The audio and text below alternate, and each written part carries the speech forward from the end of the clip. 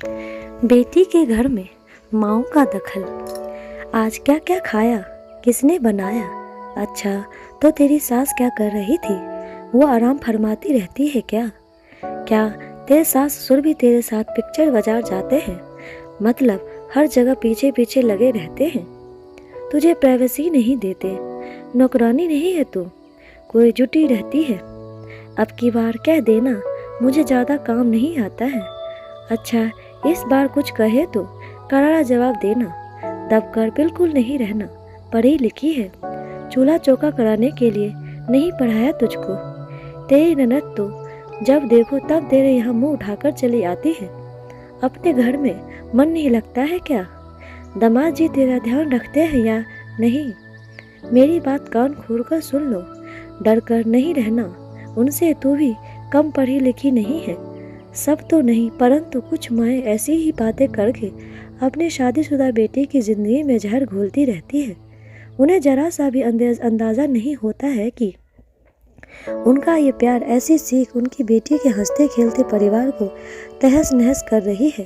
प्यार करना बुरा नहीं है, सभी माता पिता अपने बच्चों को प्यार करते हैं। आप भी अपनी बेटिया को खूब प्यार दुलार दीजिए, पर उसके परिवार में दखल बिल्कुल ना दीजिए। अब बाल विवाह नहीं होते हैं, ठीक ठाक उम्र होती है उनकी, पढ़ी लिखी समझदार होती है वो, इसीलिए अपने ससुराल में उन्हें खुद ही एडजस्ट होने दीजिए।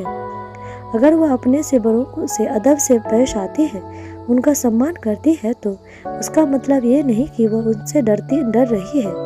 क्या मायके में माता पिता, बड़े भाई, चाचा, बुआ, बाबा और दादी को उल्टा जवाब देती है, बदतमीजी से बात करती है? नहीं ना, तो ससुराल वालों के प्रति ऐसा द्वेष, ऐसी भावनाएं क्यों? जबकि अपनी बहू से उसके उलट व्यवहार चाहती है। यह चाहती है कि बहू सबका सम्मान, घर के काम और जिम्मेदारी निभाए। पढ़ाई लिखाई करना अलग बात है और घर के काम करना, सबकी इज्जत करना अलग बात है। ये बेसिक शिक्षा होती है जो जन्म के बाद से माँ द्वारा दी जाती है, जिसे संस्कार कहते हैं, जो स्कूल में नहीं मिलती। और पढ़ लिख जाने के बाद तो यह तहजीब ज़्यादा ही होना चाहिए। आजकल मोबाइल फ़ोन हो गए हैं, जिनसे फ़ायदे हैं तो कुछ नुकसान भी। लोग रोज़ ही घंटों बातें करते हैं, और जब बातें घंटों में होगी तो स्वाभाविक है कि कुछ बातें ऐसी होती हैं जो नहीं होनी चाहिए।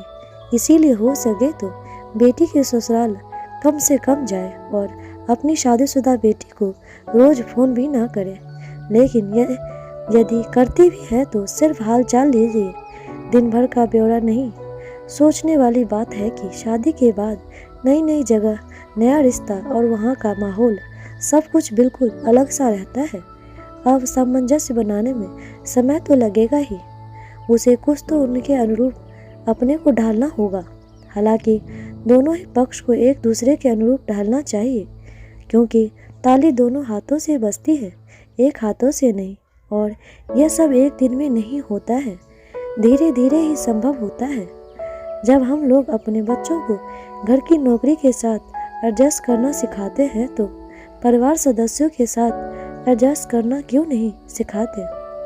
घर के सब सदस्य एक साथ हंसी खुशी रह रहे हैं, तो फिर उसमें आपत्ति कैसी और क्यों? इसमें बड़ी खुशी की बात होगी कि बिटिया अपने ससुराल में खुशी खुशी है, खुशी और सुखी है। और अगर उसके घर में थोड़ी बहुत लड़ाई झगड़ा, दुख तकलीफ है भी, तो खुद इग्नोर करने की कोशिश करे और बेटी को करना भी सिखाए, क्योंकि अच्छी खराब बातें तो हर घर में होती है। और एक बात, पढ़ाई के साथ साथ थोड़ा बहुत ही सही घर के काम करना भी सिखाए, क्योंकि अक्सर माएँ कहती पाई गई है कि हमने अपनी बिटिया को चूल्हा चौका कराने के लिए नहीं पढ़ाया है।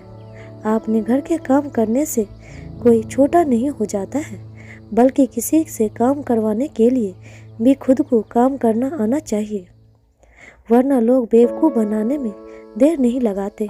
हाँ, यदि ससुराल वाले उसे मानसिक शारीरिक रूप से प्रताड़ित कर रहे हो, तो आप उसके साथ डटकर खड़ी हो जाइए, उसे मानसिक संबल भी दीजिए, पर जबरन तिल का तार भी नहीं बनाइए। अपने घर के रीति रिवाजों को बेटी पर ना थोपे, क्योंकि अक्सर देखा गया है कि जिस घर में लड़की की माँओं का बहुत ज़्यादा दखल होता है, वहाँ बेटियाँ अपने परिवार और अपने पति को मन से कभी नहीं अपना पाती हैं। दोस्तों, कैसी लगी आपको कहानी? कमेंट बॉक्स में ज़रूर बताइएगा। लाइक शेयर सब्सक्राइब ज़रूर कीजिएगा। धन्यवाद।